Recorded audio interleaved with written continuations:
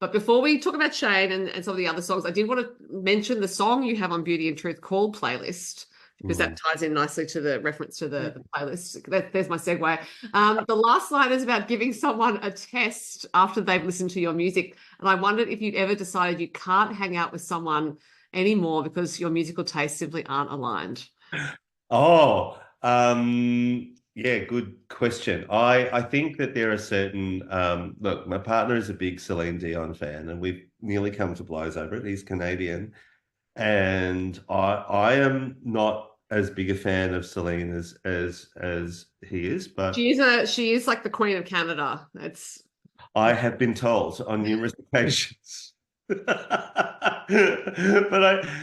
fact is that like that's the thing about music. It is so personal, and people find they find joy and beauty in whatever kind of floats their boat. I like I mean that was one of the things that happened in our relationship, which is where the song playlist comes from. yeah. Earlier, it was just about us kind of sending songs to each other, which is like, hey, I really like this song.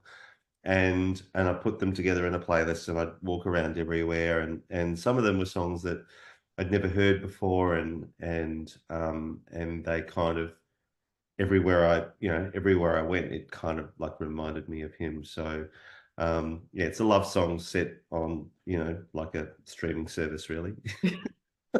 How modern of you, Michael. I know. But just to continue with Celine, she's not only the Queen of Canada, she is the Queen of all emotions, and they're all every single emotion you could imagine is in every single song of Celine's. Absolutely. Yeah, Yeah. absolutely. There's also, I don't know if you've seen the video for All Coming Back to Me Now, but for some reason there's a ghost riding a motorcycle through her house.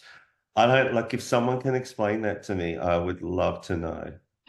Well, hopefully, if that someone is listening or watching, then they can in fact let you know. And Playlist is not the only song about music on the album, because you have a song called Patsy Cline, Yeah. and there is also a line about I imagine your boyfriend liking techno and you liking Patsy Cline, and Yeah, perhaps never the twain shall meet.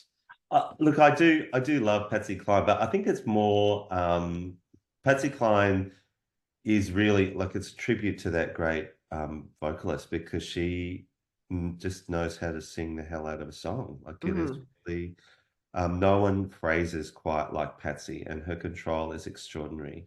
And I grew up on that style of music, but I do think it is that like, as Dolly Parton, once described her own music, I love the sad ass country songs. I just do. And it is, I think when you go into a new relationship, especially, there is a bit of vulnerability about, Mm. am I gonna get my heart broken at the end of this? And that's kind of what that song is about. It's about, how we go into love sometimes with our, all of our defenses down and you put yourself on the line and maybe it won't work out because I listen to Patsy Cline and you like techno. Yeah. Yeah. And I think it is a really vulnerable thing to show something that means so much to you to someone else, because the stakes are really high. It's like if you're showing someone you love Patsy Cline and they turn around and go, "Oh my God, Yeah. I can't stand it." You tend to think, are we actually on any kind of similar wavelength? And Yeah. my heart's been kind of broken because I hold this thing so dear. Yeah, yeah, yeah. Well, it's true. Like, but for me too, like country music at a certain time in my life was something that I was my secret guilty pleasure. I, Yeah.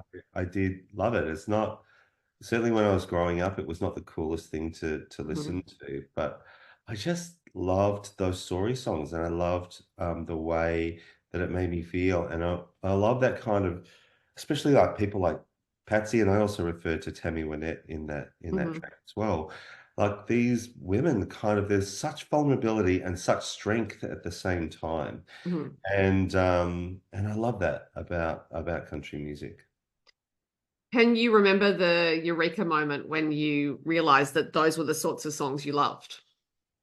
I think it was Coat of Many Colors. Okay. And I think it was in the back of my parents' car. I think it was realizing that my home was nowhere near Tennessee, but that she really saw me, and that was might as well have been, I didn't wear a coat of many colors to school, but in so many ways I did, Mhm.